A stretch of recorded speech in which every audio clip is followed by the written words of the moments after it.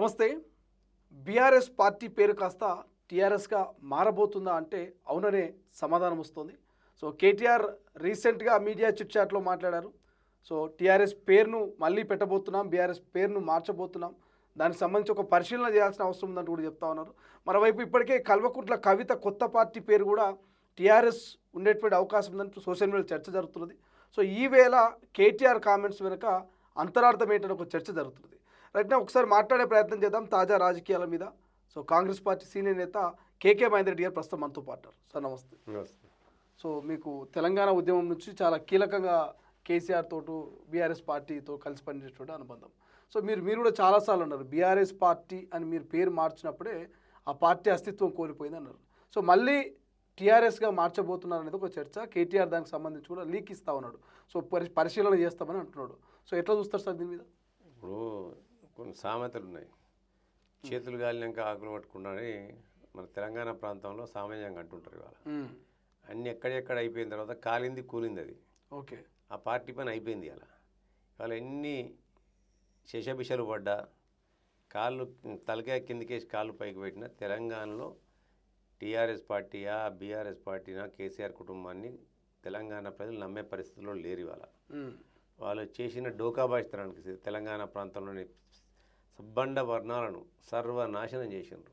Okay, ఏ ఒక్క వనరులు కూడా వదిలిపెట్టకుండా అన్నిటిని కూడా దోచుకొని తిన్నారు. ఇవాళ అధికారం కోల్పోయినప్పటి నుంచి మతి భ్రమించి కేటీఆర్ అనేక సందర్భాల్లో అనేక మాటలు మాట్లాడి ఇక అయిపోయింది, కేసీఆర్ రేపు మళ్ళా అధికారంలోకి రాబోతాడు, రేవంత్ రెడ్డి గారి పైన అనేకమైన అక్కసు వెళ్ళబోసుకుంటూ ఈ రేవంత్ రెడ్డి గారి ముఖ్యమంత్రి పదవి కాలం అయిపోయినట్టే, వాళ్ళ దానిలోనే ఇంటర్నల్ కుంపట్లు మొదలైనవి, మేము ఆరుస్తాం తీరుస్తామన్న సందర్భ మాటలు ఉత్తర ప్రగల్భాలకు చాలా కొట్టింది. వాళ్ళ ఏది ఏమైనప్పుడు కూడా తెలంగాణ ప్రజలు ఒకటే చాలా క్లారిటీగా ఉన్నారు. ఏంటంటే తెలంగాణ వచ్చిన తర్వాత వీరు తెలంగాణ రాష్ట్ర సమితి అనేది ఒక తెలంగాణ ఉనికి కొరకు కొట్లాడింది కాబట్టి తెలంగాణ ప్రజల యొక్క ఆశలు నెరవేరుస్తూనే ఒక ఆశ కొద్దీ ఆ రోజు వీళ్ళకి అందరం ఎక్కించారు. ఇలా అందరం ఎక్కించిందే తడవుగా ఇవాళ తెలంగాణ ప్రజలను నట్టేట ముంచి వాళ్ళ బ్రతుకులను అన్నింటిని కూడా పేనెం మీదకి పోయి పేలేబడ్డట్టు చేసి ప్రతి ఒక్క వనరును అందిన కాటకు దోచుకొని దొంగలు కదా ఇలా ఊళ్ళు పంచుకున్నట్టు అయ్య కొడుకు బిడ్డ వాళ్ళ బావ కుటుంబాలు వాళ్ళ ఆఖరికి వస్తే వాళ్ళ బంధువులు వాళ్ళ వర్గం అంతా కూడా తెలంగాణ రాష్ట్రాన్ని అయితే ఏ విధంగా చిన్నాభిన్నం చేసింది, ఏ విధంగా దోచుకొని తిన్నది. తెలంగాణ రాష్ట్ర సమితి అని చెప్పి తెలంగాణ ఉద్యమానికి వచ్చిన తర్వాత వాళ్ళ ఆశ పెరిగిపోయింది. ఈ తెలంగాణ రాష్ట్రాన్ని దోచుకుంటేనే ఇన్ని వనరులు లక్షల కోట్లు మనం సంపాదించినాము, కూడబెట్టుకున్నాం మనం. అందుకనే మన దాన్ని దోచుకున్న సొమ్ముతోని భారతదేశ వ్యాప్తంగా పార్టీని విస్తరించి మనం భారత రాష్ట్ర సమితిగా మార్చి ఇలా భారతదేశాన్ని దోచుకుందామనే ఒక కుయుక్తి వాళ్ళలో అందులో వాళ్ళ నిర్ధారమై ఉండేవాళ్ళ. మీరు అన్నట్టు భారత్ ఇప్పుడు ఏదైతే టీఆర్ఎస్ను కాస్త బీఆర్ఎస్గా మార్చారు. సో మార్చి ఇటు ఢిల్లీకి పోదాం అనుకున్నారు, ఢిల్లీలో చక్రం తిప్పుదాం అనుకున్నారు, ఇటు ఏపీలో ఒక ఆఫీస్ని తెరిచారు, కర్ణాటక పోయినట్టున్నారు, మహారాష్ట్ర పోయినట్టున్నారు. సో ఎందుకు మళ్ళీ విరమణ చేసుకొని బీఆర్ఎస్ వద్దు ఇక టీఆర్ఎస్ పెడితేనే బాగుంటుంది అనే ఒక కాన్సెప్ట్కి ఎందుకు వచ్చారు అనుకోవచ్చు. ఇప్పుడు ఇలా బీఆర్ఎస్కి తెలంగాణని దోచుకున్న తర్వాత దేశాన్ని దోచుకుందామని ఒక దుర్మార్గమైన ఆలోచనతో ఢిల్లీలో కూడా ఆఫీసు కట్టి పోయింది వీళ్ళంతా కూడా. అక్కడ దాకా దండయాత్ర తెలంగాణ ప్రజల సొమ్మును ఇలా కనతల్లికి తిండి పెట్టినప్పుడు పిల్లతల్లికి బంగారు గాజులు చేయించినట్టు వీళ్ళ తెలంగాణ ప్రజల సొమ్మును చెమటతో రక్తంతో ఇలా వచ్చిన సొమ్మును మహారాష్ట్రలో వంచిండ్రు, పంజాబ్లో వంచిండ్రు, ఢిల్లీలో వంచిండ్రు.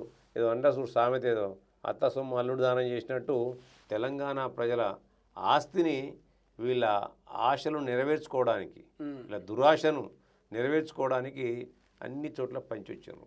ఇది గమనించిన తెలంగాణ ప్రజలు ఇలా ఇది అసలుకే మోసం వచ్చేటట్టుందని చెప్పి వీళ్ళ యొక్క ఏదైతే దోపిడీ విధానాన్ని మనం కొనసాగించొద్దు అని చెప్పి మొన్న వీళ్ళు ఇచ్చిన హామీని కూడా ఏ ఒక్క హామీని నిలబెట్టలేదని చెప్పి మొన్న జరిగిన ఎలక్షన్లో 2023 జరిగిన అసెంబ్లీ ఎలక్షన్లో వాళ్ళకు గుణపాఠం చెప్పింది. ఇలా వాళ్ళు ఎప్పుడైతే టీఆర్ఎస్ నుంచి బీఆర్ఎస్గా మార్చిండ్రు వాళ్ళ పేగుబంధం తెగిపోయింది తెలంగాణ ప్రజలతోని. అది తెలంగాణ ప్రజలు గమనించిండ్రు. వీళ్ళ తెలంగాణ అన్న పదం కేవలం తెలంగాణ ప్రజలను దోచుకోవడానికి, కంచే చేను వేసినట్టుగా వీళ్ళంతా కూడా మనల్ని దోచుకున్నారు, వీళ్ళ గుణపాఠం చెప్పాలని చెప్పి తెలంగాణ ప్రజలు వాళ్ళు ఒక పకడ్బందీగా తెలంగాణలో వీళ్ళ రాజకీయంగా వీళ్ళని అంత ముందించాలని చెప్పి తెలంగాణ ఇచ్చిన తల్లి సోనియా గాంధీ గారు. ఏదైనా దళిత బడుగు బలహీన వర్గాలకు మైనారిటీలకు అండగా ఉండే పార్టీ కాంగ్రెస్ పార్టీ.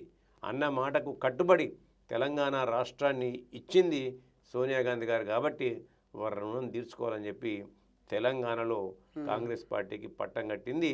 తెలంగాణ ప్రజల యొక్క విజ్ఞతకు నిదర్శనం అది. ఇప్పుడు కల్వకుంట్ల కవిత కూడా ఆమె పెట్టబోయే కొత్త పార్టీకి టీఆర్ఎస్ అనే పేరు రాబోతుందని ఒక చర్చ జరుగుతోంది. ఇటు మీడియా, సోషల్ మీడియాలో పెద్ద ఎత్తున అవే వార్తా కథనాలు వస్తూ ఉన్నాయి. బట్ ఆమె పార్టీ 25వ తారీఖున అనౌన్స్మెంట్ జరగబోతా ఉంది, ఎజెండా. ఆ లోపలనే కేటీఆర్ ఈ వ్యాఖ్యలు చేయడం అంటే ఎట్లా చూడవచ్చు? ఈ టీఆర్ఎస్ అనే పార్టీ సింబల్ కోసం, పేరు కోసం అంతర్గత కొట్లాట జరుగుతుంది అనుకోవచ్చా కుటుంబంలో? ఇప్పుడు అంతర్గతంగా కుటుంబంలో కొట్లాట జరిగింది కాబట్టి కవిత గారు బయటకు వెళ్ళింది కదా. అంతర్గతంగా వాళ్ళ కుటుంబంలో కలహాలు ఉన్నాయి. ఎవరి ఆధిపత్యం ఏంటిది అనేది, నా వాటా ఏందో నాకు తేల్చండి, రాజకీయంగా నా వాటా అయింది, ఆస్తిలో నా వాటా అయింది, ఆర్థికంగా నా వాటా అయింది, ఇవన్నీ నాకు తేల్చండి అని చెప్పి కవిత గారు ఎప్పుడైతే అడిగినరో దోచుకున్న సొమ్మును పంచుకోవడం కాడ విభేదాలు వచ్చినాయి వాళ్ళ. వాటితో పాటు ఇలా అధికారంలో ఉన్నంతకాలం ఎవరి వారు ఎక్కడికెక్కడ దోచుకుంటూ పోయినరు. ఒకసారి అధికారం పోయిన తర్వాత ఇక ఆటోమేటిక్గా ముదిరిపోయినాయి ఇంకా వాళ్ళ దగ్గర. అందులో కూడా అధికారం నాకు కావాలి, పగ్గాలు కేవలం కేటీఆర్ గారికి ఎందుకు ఇస్తాం, నాకెందుకు ఇవ్వకూడదు, నేను కూడా సమానంగా ఉద్యమంలో పాల్గొన్నా కదా, కేటీఆర్ కంటే ఒక రవ్వ నేనే ఎక్కువ పాల్గొన్నా కదా, నాకే ఇవ్వాలి, నాకే వారసత్వ రాజకీయ వారసత్వాన్ని నాకే ఇవ్వాలని చెప్పి కవిత గారు పట్టుబడ్డందుకు కవిత గారిని ఏ విధంగా తెలంగాణ సమాజంలోనే కాదు, హిందూ సమాజంలో ఆడబిడ్డకు ఒక విశిష్టమైన స్థానాన్ని ఇస్తాం మనం. ఇంట్లో ఏ శుభకార్యం జరిగినా ఆడబిడ్డకే మనము మొదటి స్థానాన్ని ఇస్తాం. కొత్త ఇల్లు కట్టుకున్నా, ఆఖరికి కొత్త బియ్యం పెట్టుకున్నా ఆడబిడ్డనే పిలుచుకుంటాం మనం. కానీ ఈ ఆస్తి తగాదాల్లో, అధికార తగాదాల్లో కేటీఆర్ గారు ఇవాళ కవితని ఇంట్లోకే ఏ విధంగా నిర్దాక్షిణ్యం నిలవటం అనేది తెలంగాణ ప్రజలందరూ కూడా చూసినారు. కానీ నేను అందులో పోను, ఎందుకంటే అది వారి యొక్క కుటుంబానికి సంబంధించిన విషయం. అంతకంటే కొన్ని పోతే కూడా నాకు మంచిది కాదు. ఏదైతే టీఆర్ఎస్ పార్టీ అని మీరు అన్నారో ఇప్పుడు కవిత గారు పెడతారని చెప్పి, టీఆర్ఎస్ పార్టీ అనేది ఇప్పుడు లేదు ఇవాళ. అవును, ఎలక్షన్ కమిషన్ ఆఫ్ ఇండియా దగ్గర టీఆర్ఎస్ పార్టీ అనేది లేదు ఇప్పుడు. కాబట్టి ఆ టీఆర్ఎస్ పార్టీ సరే, ఎలక్షన్ కమిషన్ ఆఫ్ ఇండియాకు కొన్ని నియమ నిబంధనలు ఉన్నాయి. ఒక పార్టీ పోయిన తర్వాత మళ్ళీ కొన్ని సంవత్సరాల దాకా దానికి ఇవ్వకూడదు అని చెప్పి కొన్ని నియమ నిబంధనలు ఉంటాయి. ఆ నియమ నిబంధనలకు లోబడి కవిత గారు ఆ టీఆర్ఎస్ పార్టీని చూస్ చేసుకోవడంలో తప్పు ఉందని అయితే నేను భావిస్తలేదు. కానీ subject to the conditions laid down by the election commission of India. Okay, ఆ ఎలక్షన్ ఇప్పుడు మీరు అన్నట్టు కొన్ని సంవత్సరాల వరకు ఇవ్వద్దు అని అంటున్నారు. అంటే గతంలో టీఆర్ఎస్ అనేది కేసీఆర్ గారి పేరు మీద రిజిస్టర్ అయినటువంటి పార్టీ, దాన్ని బీఆర్ఎస్గా మార్చేశారు. సో మళ్ళీ కేసీఆర్ కావాలనుకుంటే టీఆర్ఎస్ పార్టీ అనేది ఎలక్షన్ కమిషన్ ఇచ్చే అవకాశం ఉందంటారా? అంటే నేనేమంటున్నాను అంటే ఎలక్షన్ కమిషన్ ఇస్తుందా ఇవ్వదా అనేది దానికి కొన్ని కండిషన్స్, నాకు కూడా అంత పెద్దగా జ్ఞాపకం లేవు ఇప్పుడు. ఓకే, ఆ కండిషన్స్ లోబడి తప్పకుండా ఎవరు ముందు అప్లై చేస్తే వాళ్ళకే, కేసీఆర్కి ఇవ్వాలని రూల్ లేదు. ఆల్రెడీ ఆ పార్టీ వెళ్ళిపోయింది. ఓకే, వాళ్ళ నుంచి వెళ్ళిపోయింది వాళ్ళ. అది ఎవరు మళ్ళీ ఒక కొత్త పార్టీగా నేను చూస్ చేసుకుంటే నాకే ఉంటుంది అది. ఓకే, కేటీఆర్ గారికి కేసీఆర్ గారికి ఇవ్వాలని రూల్ ఎక్కడ లేదు ఇవాళ. ఓకే, ఎలక్షన్ కమిషన్ యొక్క ఏదైతే కండిషన్స్ ఉన్నాయో వాటిని ఫుల్ఫిల్ చేయాలి ఇవాళ. ఫుల్ఫిల్ చేసిన కూడా party no more party of the KCR and KTR family. It is no more in existence. Only ఇప్పుడు బీఆర్ఎస్ పార్టీ అనేది ఎగ్జిస్టెన్స్లో ఉంది ఇవాళ. టీఆర్ఎస్ పార్టీ అనేది కనుమరుగైపోయింది ఇవాళ. కాబట్టి కనుమరుగైన పార్టీ ఎన్ని రోజుల తర్వాత ఎవరికి ఇవ్వచ్చు, దాని గుర్తులు ఏం పెట్టవచ్చు అనేది గుర్తు మాత్రం కంటిన్యూ అవుతుంది వాళ్ళకు. ఓకే, కానీ పార్టీ అనేది లేదు ఇక్కడ ఎగ్జిస్టెన్స్లో. కాబట్టి అవన్నీ కూడా ఆ నియమ నిబంధనలకు లోబడి వాటిని ఎవరు ఫుల్ఫిల్ చేస్తే వాళ్ళకి ఇచ్చే విచక్షణాధికారం ఎలక్షన్ కమిషన్ ఆఫ్ ఇండియాకు ఉంటుంది ఇవాళ కేటీఆర్ గారు కూడా మళ్ళీ నేను ఎందుకు మారుస్తున్నా అంటే ఏదో చేతులు గాలినాక ఆకులు పట్టుకుంటున్నట్టు ఇవాళ తెలంగాణ ప్రజల యొక్క అస్తిత్వాన్ని మీరు దెబ్బతీసినారు. ఓకే, వాళ్ళ యొక్క ఆశల మీద మీరు నీళ్లు చల్లినారు. ఇవాళ నువ్వు టీఆర్ఎస్ అని పెట్టు, ఇంకో ఆర్ఎస్ అని పెట్టు, నిన్ను నమ్మే పరిస్థితుల్లో తెలంగాణ ప్రజలు లేరని తేడెత్తలేమైంది ఇవాళ. కాబట్టి మళ్ళీ అధికార దాహం కొద్దీ ఇలా పూర్వవైభవం తీసుకుంటామని ఒక ఆలోచన వాళ్ళకి వచ్చినట్టుంది. మళ్ళీ టీఆర్ఎస్ అంటేనే మాకు పూర్వవైభవం వస్తుంది, తెలంగాణ ప్రజలు దాంతోనే ముడిపడి ఉన్నారు. ఎందుకంటే ఉద్యమ సమయంలో టీఆర్ఎస్ అనే పదం ఇవాళ తెలంగాణ గుండెల్లో నాటుకొని పోయింది కొంతమంది గుండెల్లో. సరే, ఆ గుండెలన్నీ కూడా గుండె కోతకు గురైనాయి. గుండె కోతకు గురై మళ్ళా దాన్ని చీకొట్టిండ్రు, తూకొట్టిండ్రు, దానికి తగిన సమాధానం చెప్పిండ్రు, రాజకీయంగా వాళ్ళను బొంద పెట్టిండ్రు. ఇవన్నీ అయిన తర్వాత మళ్ళీ ఒక ఆశ, ఏమన్నా దింపుడు గల్లం ఆశ అంటారు చూడండి, దింపుడు గల్లం ఆశ వాళ్ళకి ఇవాళ మళ్ళీ వచ్చింది. వాళ్ళ ఒకవేళ కవిత గారు వచ్చి ఆ పార్టీని పెడితే దాని పరిస్థితి ఏందో, అందుకని మాకు ఉన్న అవకాశాలు కూడా అన్నీ పోతాయి. ఆల్రెడీ అయిపోయింది, వాళ్ళ పార్టీ పని అయిపోయింది. ఇప్పుడు చెల్లికి భయపడుతుండు కేటీఆర్ అనుకోవచ్చా? ఇప్పుడు ఎంతమంది ఎన్ని ఆరోపణలు చేసినా వాళ్ళు ఏమంటుంది, ఇవన్నీ ఆరోపణలు, ఇవన్నీ సత్యదూరం అని చెప్పి ఎగిరెగిరి పడుతున్నారు వాళ్ళు. అదే కవిత గారు చెప్పిన ఏదైతే వేసిన ప్రశ్నలకు ఏ ఒక్కరు కూడా ఇంతవరకు నోరిప్పలే. ఎందుకంటే ఆమె ఇంటి నుంచి వాళ్ళ గుట్టు తెలిసిన అమ్మాయి ఆమె. ఆ గుట్టు తెలిసిన అమ్మాయి నోరు విప్పితే మళ్ళీ మేము ఏం సమాధానం చెప్తాం, మళ్ళీ ఆమె తిరిగి ఏమడుగుతాం అని చెప్పి ఎవరు కూడా నోరు విప్పలే. మన్ను తిన్న పాముల్లా అట్లనే నోర్లు మెదపకుండా ఉన్నారు ఇవాళ వాళ్ళు. అంటే కవిత గారు అడిగిన ప్రతి ప్రశ్నలో న్యాయం ఉంది, ఆమె తప్పకుండా తూచా తప్పకుండా అడిగిన దానిలో ప్రతి ఒక్కదాన్ని కూడా సమాధానం దాటా వేస్తున్నారంటే అందులో ఇంతో నిజం దాగి ఉన్నదన్నట్టే కదా. అది ప్రతిపక్షాలు అడిగితేనేమో అనేకంగా ఎగిరెగిరి పడ్డారు. మీరు అట్లా మాట్లాడుతున్నారు, మీరు ఇట్లా మాట్లాడుతున్నారు, తలా తోకలేక మాట్లాడుతున్నారు. అదే కవిత గారు మేము అడిగిన ప్రశ్నలనే కవిత గారు ఇంకో రూపంగా అడుగుతున్నారు. ఓకే, మరి వాటికి ఎక్కడ కూడా నోరు విప్పట్లే, సమాధానం చెప్పట్లే. హరీష్ రావు గురించి అడిగింది, సంతోష్ రావు గురించి చెప్పింది, కేటీఆర్ గురించి చెప్పింది, జగదీశ్వర్ రెడ్డి గురించి చెప్పింది, నిరంజన్ రెడ్డి గురించి చెప్పింది, పల్లా రాజేశ్వర రెడ్డి గురించి చెప్పింది, వినోద్ రావు గురించి చెప్పింది, అందరి గురించి చెప్పింది ఆవిడ. ఆల్మోస్ట్ ఆ రోజు ఎవరైతే ఆ పార్టీలో ఉన్నత స్థానాల్లో ఉన్నారో ప్రతి ఒక్కరి గుట్టు బయట పెట్టింది ఆవిడ. ఏ ఒక్కరు కూడా వచ్చి సమాధానం చెప్పే ధైర్యం చేయలేదు ఇంతవరకు. అంటే ఆవిడ వేసిన ప్రతి ప్రశ్నలో కూడా ఆమె అన్నీ తెలిసి, అన్ని కోణాల్లో తెలిసి ఆమె వేసింది కాబట్టి దానికి సమాధానం చెప్పే స్థితిలో వాళ్ళు లేరని చెప్పి తేటతెల్లమైంది. ఎందుకంటే వాళ్ళు నోరు విప్పితే వాళ్ళ బండారం అంతా కూడా బయటపడుతుందని చెప్పి వాళ్ళకి తెలుసు కాబట్టి వాళ్ళు కూర్చున్నారు. ఇవాళ నోరు మెదపకుండా కూర్చున్నారు ఇవాళ. ఒక్కసారి సీఎం పదవి పోతే రేవంత్ రెడ్డిని కుక్కలు కూడా డేకవంటూ కేటీఆర్ నేను కామెంట్ చేస్తున్నాడు. సో దీన్ని ఎట్లా చూస్తారు ఒక ముఖ్యమంత్రి? ఆయన ఊర కుక్క. వారికి రాజ్యాంగం పైన కానీ, సంస్థలపైన కానీ, వ్యవస్థలపైన కానీ నమ్మకం లేని ఒక చిల్లర రాజకీయ నాయకుడు ఆయన. వీధి కుక్కలు అరిచినట్టు అరుస్తుంటాడు ఆయన. ఆయనను తెలంగాణ ప్రజలు కానీ, తెలంగాణ పత్రికలు కానీ ఎవరు పట్టించుకున్న పరిస్థితి లేదు. అందుకని ఆయన ఏం చేస్తున్నాడు, ఎంతసేపు అధికారం కోల్పోయిన తర్వాత ఆయన ఎవరు పట్టించుకోవట్లేదు వాళ్ళ. కాబట్టి ఏదో చిల్లర మాటలు మాట్లాడితే ఇప్పుడు వాళ్ళ నాయన పరిస్థితిని కూడా కుక్కలు వెళ్ళి దిగుతారు కదా. వాళ్ళ నాయనకు అదే పరిస్థితి అన్నట్టు కదా. ఇవాళ ఫామ్ హౌస్ విడిచిపెట్టి బయటికి రాలే. ఆయన కూడా ఎవరు ఆఖరికి ఏ నక్క కానీ ఏ పంది కానీ ఆయన వైపు పోవట్లేదు వాళ్ళ కేటీఆర్ వైపు. కాబట్టి ఆటోమేటిక్గా అక్కడితో మాట్లాడే మాటలు ఇవన్నీ రాజకీయ అపరిపక్వతతోని అక్కడితో మాట్లాడే మాటలు తప్ప అవి ఒక చిల్లర రాజకీయ నాయకుడు, థర్డ్ గ్రేడ్ రాజకీయ నాయకుడు మాట్లాడే మాటలు అవి. అలా వీధి రౌడీ మాట్లాడే మాటలు అని మాట్లాడతాండి. వాళ్ళ ఒక పరిజ్ఞానవంతము, ఒక పరిపక్వత చెందిన రాజకీయ నాయకుడు మాట్లాడే మాటలు కావి.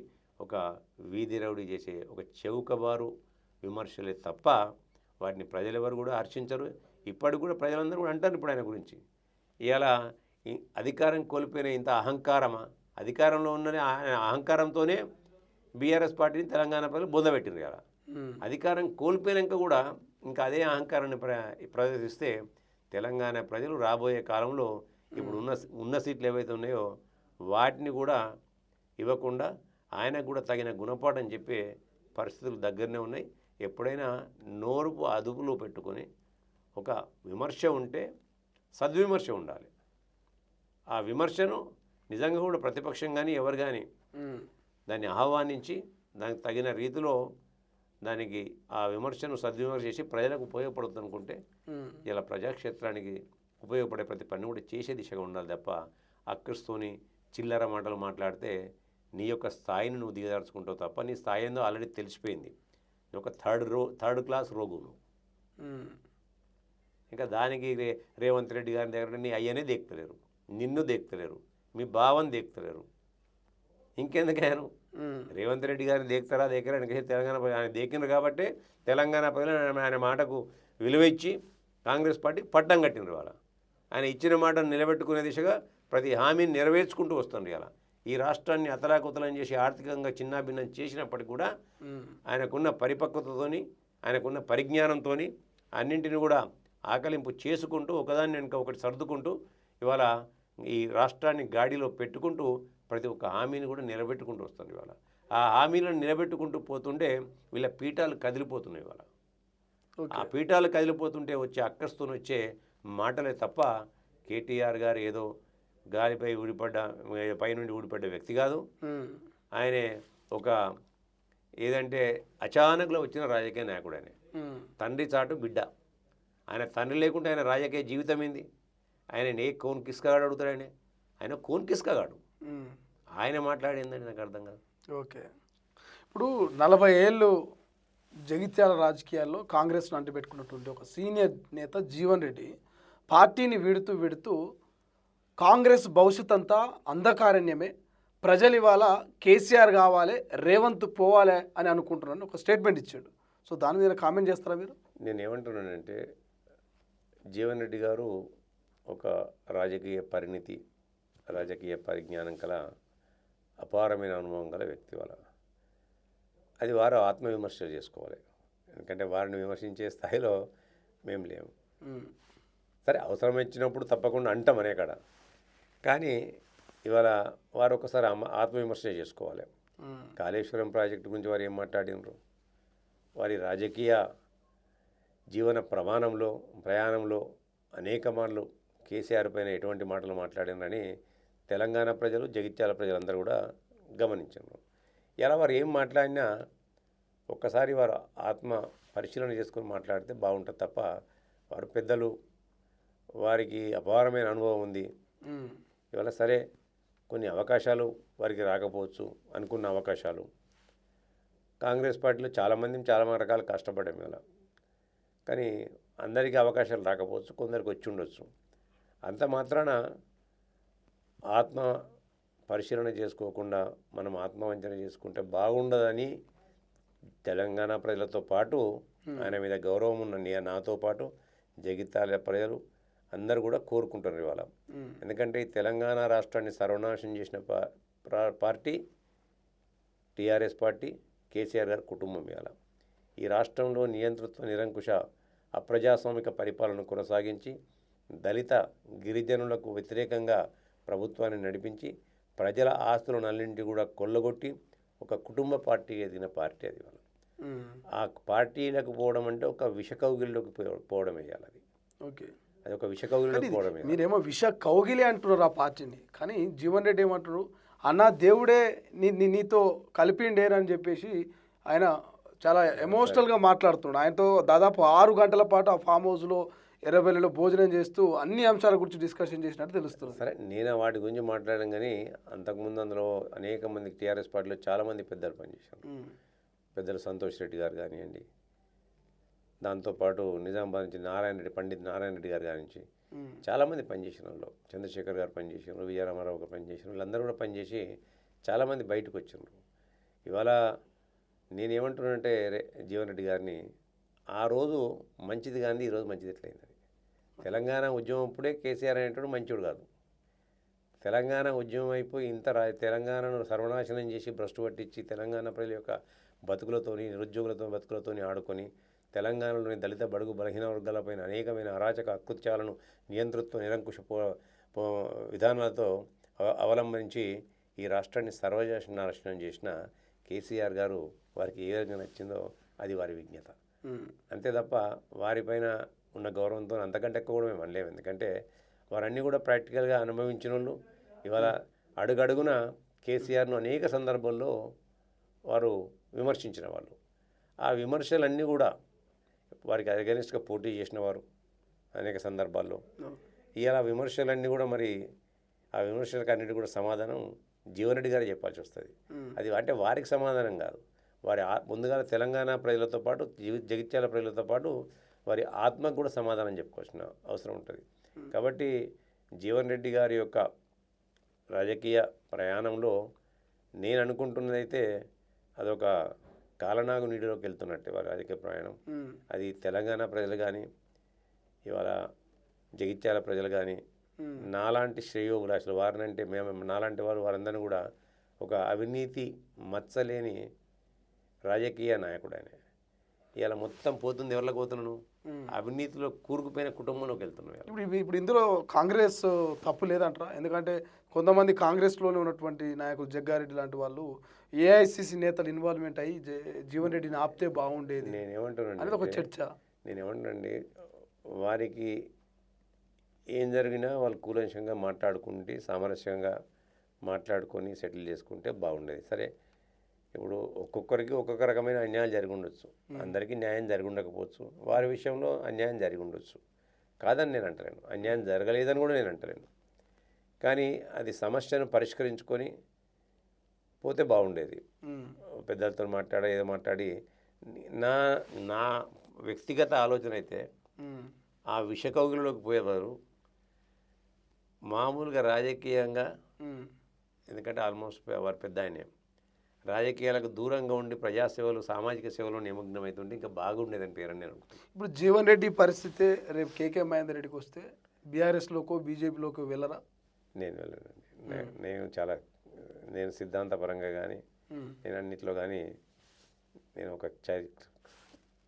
క్లారిటీతో ఉన్నాను, స్పష్టమైన క్లారిటీతో ఉన్నాను. కాబట్టి ఇలాంటి అవకాశాలు నాకు కూడా చాలామంది చాలా రకాలుగా అంటారు, నీకు ఎందుకు ఇవ్వట్లేదు, నీకు ఏది చేయాలని. నేను ఒకటే అనుకున్నా, ఆ రోజు తెలంగాణ ఉద్యమకారులతో కాకుండా, తెలంగాణ ఆత్మతో కాకుండా, తెలంగాణ ద్రోవులను అందరినీ కూడా, అవకాశవాదులందరినీ కూడా రాజకీయ పునరేకీకరణ పేరిట కేసీఆర్ గారు టీఆర్ఎస్ చేర్చుకున్నారు. ఇవాళ ఎవరు కూడా తెలంగాణ మనసుతో ఉన్న వాళ్ళు ఎవరు లేరు, ఇవాళ తెలంగాణ ఆత్మతో ఉన్న వాళ్ళు ఎవరు లేరు. ఇవాళ కేవలం దోపిడే పరమావధిగా ఇవాళ పార్టీలో ఉన్నారు అందరూ. కాబట్టి అటువంటి పార్టీలకు, అవినీతికి అక్రమాలకు అన్నింటికి కూడా నేను వ్యతిరేకంగా ఉంటాను. అటువంటి పార్టీలకు లేక బీజేపీ లాంటి పార్టీలకు నేను పోయే ఆస్కారం ఉండదు ఇవాళ. సరే, అవసరం అనుకుంటే రాజకీయాల నుంచి తప్పుకుంటాం కావచ్చు,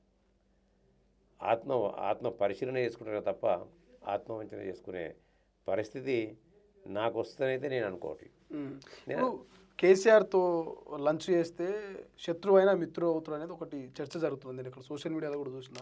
సో మీరు జనరల్గా కలిసే ఉంటారు కదా, ఎట్లుంటుంది ఆయనతో ప్రోగ్రామ్, అంటే లంచ్ ప్రోగ్రామ్ ఎట్లుంటుంది జనరల్గా? ఇప్పుడు ఒకటండి, ఎక్కడికైనా ఎవరికైనా కేసీఆరే కాదు, శ్రీశైలం గారి దగ్గరికి వచ్చి లంచ్ చేసినా అన్నీ మంచిగా మాట్లాడుకుంటాం, ఏదైనా మంచిదే చూద్దామని అంటాం. ఆచరణ ఇంతవరకు అనేది అలాగా లంచ్ చేసిన వాళ్ళు ఎంతమంది ఆయనతో వాళ్ళకి కలిసి ప్రయాణం చేస్తారని. తెలంగాణ ఉద్యమ సమయం నుంచి మొదలుకుంటే ఈ రోజు వరకు ఆయనతో లంచ్ పార్టీల, రాత్రి పార్టీల కూర్చున్న వాళ్ళు ఎంతమంది కలిసి ప్రయాణం చేస్తున్నారు, ఎంతమంది విభేజించారు, దాన్ని కూడా మనం బేరీజ్ వేసుకోవాలి కదా. ఇవాళ లంచ్కి శ్రీశైలం గారింటికి నేను లంచ్కి పోతా, ఎప్పుడో నేను శ్రీశైలం గారింటికి లంచ్కి పోయినప్పుడు నేను మంచిగా, శ్రీశైలం గారు నాకు మంచిగానే మాట్లాడుతున్నప్పుడు నేను వారికి మంచిగానే మాట్లాడతా.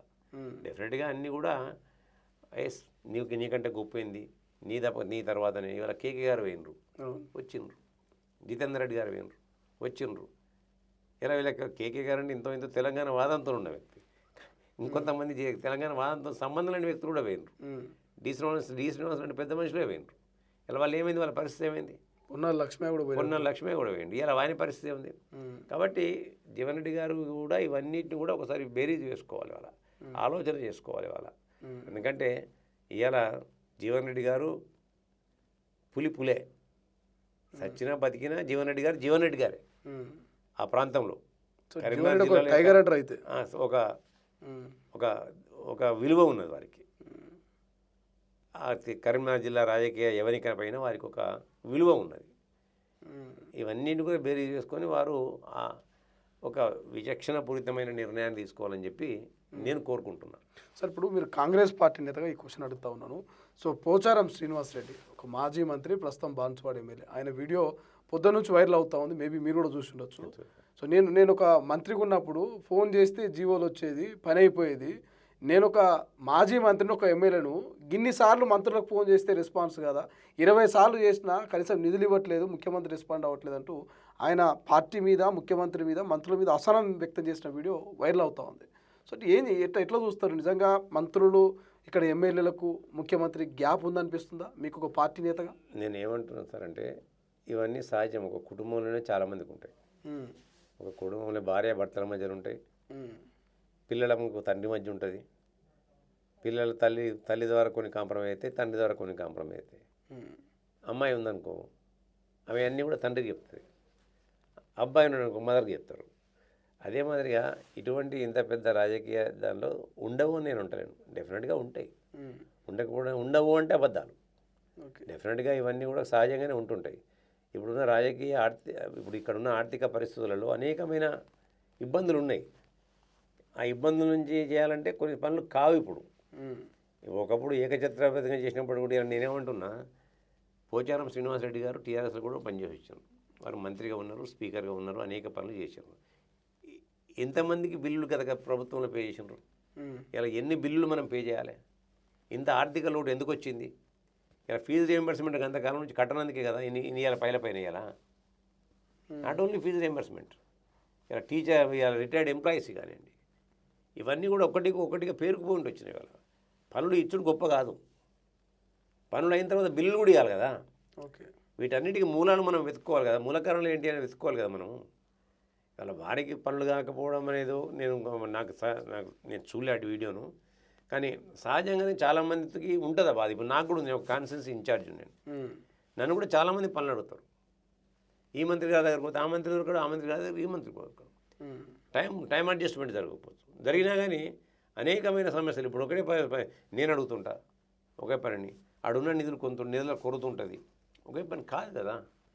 డెఫినెట్గా ఇంత పెద్ద ఆర్థిక వ్యవస్థ చిన్నాభిన్నమై ఉన్నప్పుడు కూడా యనమల రేవంత్ గారు ప్రజాపక్షాన్ని నిలబడి ప్రజా సంక్షేమం కొరకు ప్రజాపాలన కొనసాగిస్తూ ఇలా అనేకమైన సంక్షేమ పథకాలను ఇవాళ ప్రజలకు అందించుకుంటూ వస్తుంది. ఇవాళ ఉచిత బస్సు ప్రయాణం నుంచి మొదలుకుంటే 2 లక్షల రూపాయల రుణమాఫీ కావచ్చు. అదే మాదిరిగా విద్యను ఒక వ్యాపారంగా కాకుండా విద్యను ఒక పెట్టుబడిగా మార్చి భావితరాలకు విద్యనే మూలం అని చెప్పి అలా విద్యపైన విద్యలో అనేకమైన సంస్కరణలు తీసుకొచ్చి ఇలా అనేక రకాలుగా స్కూళ్ళను, ఇంటిగ్రేటెడ్ స్కూళ్ళను కానివ్వండి, స్కిల్ యూనివర్సిటీని కానివ్వండి, స్పోర్ట్స్ యూనివర్సిటీని కానివ్వండి, ఈ ఫ్యూచర్ సిటీని కానివ్వండి, ఇవన్నీ తీసుకొచ్చుకుంటూ వాటితో పాటు ప్రజలందరూ కూడా సన్న బియ్యాన్ని ఇచ్చుకుంటూ అందరూ కూడా ఆకలితో అలమటించకూడదని చెప్పి రేషన్ కార్డులు ఇచ్చుకుంటూ అడిగినండి. ఇవాళ దాంతోపాటు రైతు భరోసాను ఇచ్చుకుంటూ రైతు భరోసాను ఇచ్చుకుంటూ ఇవన్నీ చేసుకుంటూ వస్తున్నప్పుడు కొంత ఇబ్బందులు ఉంటాయి. ఆ ఇబ్బందులను ఇంటి వాళ్ళని మనమే అర్థం చేసుకోవాలి. అసహనం అనేది తప్పకుండా వస్తుంది, వచ్చుండొచ్చు. కానీ అసహనాన్ని బయట పెట్టాల్సిన అవసరం లేదంటే అలాంటి పెద్దలు బయట పెట్టాల్సిన అవసరం లేదని నేను అలాంటి వాడంటే ఉండొచ్చు, ఎందుకంటే అనొచ్చు. కానీ వాళ్ళు అనేకమైన పదవులు అనుభవించారు. వారు కూడా ఆ పొజిషన్లో ఉన్నప్పుడు వారి దగ్గర కూడా అనేకమైన విజ్ఞప్తులు వచ్చి ఉంటాయి. అనేక సందర్భాల్లో అనేక మంది కలవడానికి వచ్చి ఉంటారు. వాళ్ళని మీరు కలవకపోవచ్చు, మీరు కూడా అన్ని పనులు మీ డిపార్ట్మెంట్లో అందరికీ అన్ని పనులు చేయకపోవచ్చు. ఇవన్నీ కూడా ఉంటాయి కదా. కాబట్టి సరే, ఆ వీడియో నేను చూడలే, ఇలా వచ్చినా కానీ అవన్నీ కూడా టీకప్లో తుఫాన్లు సృష్టించడానికి అనేక మంది ప్రయత్నాలు చేస్తుంటారు. ఇవాళ పోచారం శ్రీనివాసరెడ్డి గారు ఒక విజ్ఞులు, అపారమైన అనుభవం ఉన్న వ్యక్తి. ఎందుకంటే జీవన్ రెడ్డి గారు ఒక మాట అన్నారు కాబట్టి, పోచారం శ్రీనివాసరెడ్డి గారు ఏం చేసిన వారికి ఇచ్చిన నాకు ఏదైనా మాట అన్నారు కాబట్టి దాన్ని తీసుకోవడానికి కొంతమంది కల్పితంగా కూడా ఇవాళ ఏఐలు వచ్చినాయి. కల్పితంగా కూడా వాటిని సృష్టించి ఇలా అవినీతి అక్రమంగా సంపాదించిన సొమ్ములు ఉన్నాయి కదా, వాటితో సోషల్ మీడియాలో కానీ యూట్యూబ్లో కానీ మెయింటైన్ చేసే వాళ్ళు చాలామంది ఉన్నారు. ఆయన ఎక్కడ స్టేట్మెంట్ ఇచ్చిన పోచారం శ్రీనివాసరెడ్డి గారు, కానీ వీడియో వచ్చింది, ఆయన వీడియో అయితే బయటకు వచ్చింది. ఇవన్నీ ఇవాళ రేపు అవన్నీ కూడా ఏఐలు ఉన్నాయి, కొత్తగా వచ్చింది కదా. ఇవన్నీ కూడా వాళ్ళు కొంత కన్ఫ్యూజన్ క్రియేట్ చేయడానికి ప్రతిపక్షం లేకుంటే పడని పక్షము చేసే ఒక కుటిల ప్రయత్నం తప్ప రేవంత్ రెడ్డి గారితో ఎవరికి విభేదాలు ఉండవు. ఎందుకంటే ఆయన డౌన్ టు ఎర్త్ మ్యాన్. అలా అవసరం అనుకుంటే పోచారం శ్రీనివాసరెడ్డి ఇంటికి వస్తాను అన్న చెప్పే అంటాడు. ఆయనకున్న పనులలో కొంతమంది కలవకపోవచ్చు, సహజం అది. ఒక ముఖ్యమంత్రి గారు మునుపటి మాదిరి కలవాలంటే ఎవరిని కలవడు. నేను అంతకుముందు చాలాసార్లు కలిసిటోండి, పీసీ ప్రెసిడెంట్ ఉన్నప్పుడు ఎప్పుడంటే అప్పుడు పోయి కలిసిటోండి. ఇప్పుడు ముఖ్యమంత్రి హోదాలో నేను కలవమంటే కలవలేను కదా. నేను కలవలేను, కానీ ఎమ్మెల్యేలు కలవగలుగుతారు. వాళ్ళు 10 సార్లు కలిస్తే నేను ఒకసారి కూడా కలవలేను. నాకు కూడా అసంతృప్తి ఉంటుంది, కానీ అసంతృప్తిని కూడా అర్థం చేసుకోవాలి కదా. అర్థం చేసుకున్నోడే నీకు అది ఉంటుంది తప్ప ఆయన పార్టీ వెలువిషారు అవుతాడు తప్ప అర్థం చేసుకుంటే సరే ప్రజలకు మేము చేయలేకపోతామని ఒక తపన ఉండొచ్చు, ప్రజలకు చేయాల్సిందే. కానీ దాన్ని బయట వ్యక్తీకరించాల్సిన అవసరం అయితే ఉండదని నేను భావిస్తున్నాను. సార్, ఫైనల్గా కల్వకుంట్ల కవిత ఈ నెల 25న పార్టీ పెట్టబోతున్నది, జెండాను ప్రకటించబోతున్నది. సో ఆమెకు ఫండింగ్ ఇచ్చేదంతా కూడా ముఖ్యమంత్రి రేవంత్ రెడ్డి అంటూ ధర్మపురి అరవింద్ ఒక కామెంట్ చేసిండు. నిజంగా కవితకు కాంగ్రెస్ పార్టీ ముఖ్యమంత్రి రేవంత్ రెడ్డి ఫండింగ్ చేసేంత అవసరం ఉందంటారా? అటువంటి పరిస్థితి ఇప్పుడు తెలంగాణలో కనిపిస్తుందా? ఇప్పుడు చాలామంది దేశవ్యాప్తంగా అంటారు ఓవైసీకి ఫండింగ్ చేసేదంతా కూడా బీజేపీ అని. ముందుగా అరవింద్ గారు దానికి సమాధానం చెప్పండి వాళ్ళు. ఓకే, ఇవాళ బీజేపీ ఇప్పుడు రమేష్ గారు చెప్పారు, మీ పార్టీ ఎంపీ చెప్పిండు. కేటీఆర్ గారు అనేక సందర్భాల్లో వచ్చి బీఆర్ఎస్ మేము బీజేపీలో మెర్జ్ చేస్తామని చెప్పాను అని చెప్పి, వీటికి సమాధానం చెప్పండి అరవింద్ గారిని. కాంగ్రెస్ పార్టీని ఓడించడానికి ఓవైసీకి ఫండింగ్ చేస్తాను ఒకవైపు సామధాన భేద దండోపాలను ఉపయోగిస్తూ ఓవైసీ గారిని ఎంఐఎం పార్టీని భారతదేశం అంతా కూడా పోటీలోకి దింపి వాళ్ళను బ్లాక్మెయిల్ చేస్తూ ఎప్పటికప్పుడు మీ పబ్బం గడుపుకుంటాను అనేది కూడా ప్రజలు చెప్తాను. వాటికి సమాధానం చెప్పనండి. ఇలా పార్టీలు వస్తుంటాయి పోతుంటాయి. ఇలా అరవింద్ గారు ఎవరికి మాకు శత్రువు కాదు వ్యక్తిగతంగా, బండి సంజయ్ గారు శత్రువు కాదు. పార్టీలు వేరుండొచ్చు, సిద్ధాంతాలు వేరుండొచ్చు. వ్యక్తిగతంగా అరవింద్ గారితో నేను పోతాను, మా అరవింద్ గారి ఇంటికి నేను పోతాను, నా ఇంటికి అరవింద్ గారు రావచ్చు, అవసరాన్ని బట్టి సందర్భాన్ని బట్టి. అంత మాత్రాన కేటీఆర్ గారే ఫండింగ్ చేయొచ్చు వాళ్ళకు, కవిత గారికి. ఇలా బీజేపీ చేయొచ్చు, బీజేపీకి అవసరం ఉంది. ఇలా ఈ రాష్ట్రంలో కాంగ్రెస్ పార్టీ ఓటు బ్యాంకును చీల్చడానికి అన్ని రకాలుగా అన్ని శక్తులను ఉపయోగించే అవసరం బీజేపీ పార్టీకి ఉంది. ఓకే, వేరే పార్టీకి లేదు. ఇక్కడ ఇలా ఆమెకున్న అవసరాల దృష్ట్యా, ఆమెకున్న ఈడీ కేసులో బోడీ కేసులో ఉన్నాయి కదా వీళ్ళు పెట్టినాయి అన్నీ, వాటి దృష్ట్యా ఆమెను ఒక కీలు బొమ్మగా వీళ్ళే వాడుకుంటారేమో. ఓకే, వీళ్ళే ఫండింగ్ చేసి, ఎందుకంటే ఓటును చేర్చడానికి, అటు కాంగ్రెస్ పార్టీ ఓటును చేర్చడానికి, ఇటు బీఆర్ఎస్ పార్టీ ఓటును చేర్చడానికి, రాజకీయ లబ్ధి ఉండడానికి ఇలా వాళ్ళు దేనికైనా నిష్ణాతులు, బీజేపీ పార్టీ కానీ వాళ్ళు. కాబట్టి ఈ వ్యవస్థలను ఏ విధంగా వాళ్ళ అవసరాలకు వాడుకుంటున్నారు అనేది దేశ ప్రజలందరూ కూడా తెలుసు. ఇలా ఈడీ నుంచి మొదలుకుంటే సిబిఐ కానీ, ఐటీ కానీ, విజిలెన్స్ కానీ, వీటన్నింటి కూడా ఏ విధంగా వాళ్ళు వాడుకుంటున్నారు అనేది దేశ ప్రజలందరికీ కూడా తెలుసు. ఇలా అరవింద్ గారు మాట్లాడిన దానిలో ఎటువంటి ఇక నేతి బీరకాయలను నెయ్యంత నిజమో వారి మాటల్లో గంతే నిజం ఉంటుంది. ఆయన ఏదో పాసింగ్ కామెంట్ చేస్తాడు, వదిలిపెడతాడు. Easy man. కాబట్టి అరవింద్ గారు మాట్లాడే ముందు కూడా చాలా ఆలోచించి మాట్లాడితే మంచిది అనుకోని నేను వారికి విజ్ఞప్తున్నా. ఎటువంటి చిల్లర కామెంట్స్ చేస్తే మంచిది కాదని నేను వారికి విజ్ఞప్తి చేస్తున్నాను. Right, thank you so much. ఇది మొత్తం మీద సో కవితకు కాంగ్రెస్ ఫండింగ్ చేయాల్సిన అవసరం, ముఖ్యమంత్రి రేవంత్ రెడ్డి ఫండింగ్ చేయాల్సిన అవసరం లేదు. సో ఇక బీజేపీ కవితకు ఫండింగ్ చేసి కాంగ్రెస్ ఓటు బ్యాంకును చీల్చిన ఆశ్చర్యపోవాల్సిన అవసరం లేదు. సో అలా కూడా అనుకోవచ్చు అంటూ కేకే మహేందర్ రెడ్డి గారు చెప్తా ఉన్నారు. మరోవైపు ఇక బీఆర్ఎస్ పేరును మార్చి టీఆర్ఎస్గా ఒకవేళ కేసీఆర్ కనుక పెట్టబోతే మరి పూర్తి స్థాయిలో గతంలో ఉన్నటువంటి పూర్వ వైభవం రాకపోవచ్చు. ప్రజలు ఇప్పటికీ అర్థమైపోయింది. సో ప్రజలు నమ్మరు అనేటువంటి ఒక వాదన కూడా కేకే మహేందర్ రెడ్డి గారు చేస్తూ ఉన్నారు. సో చూద్దాం ఏం జరుగుతుంది. బీఆర్ఎస్ టీఆర్ఎస్గా మారుతుందా? ఆ అవకాశం ఉందా లేదా? కవితకు నిజంగా ఫండింగ్ చేసేది ఎవరు? కవిత పార్టీ పెడితే భవిష్యత్తులో ఎవరికి ఏ నష్టం జరగబోతుంది? సో వెయిట్ చేయాల్సిన అవసరం ఉంది ఫ్యూచర్లో ఏం జరుగుతుంది అనేది. అసలైన తొలి వెలుగు. ఫాలో వాట్సాప్ @తొలి వెలుగు official.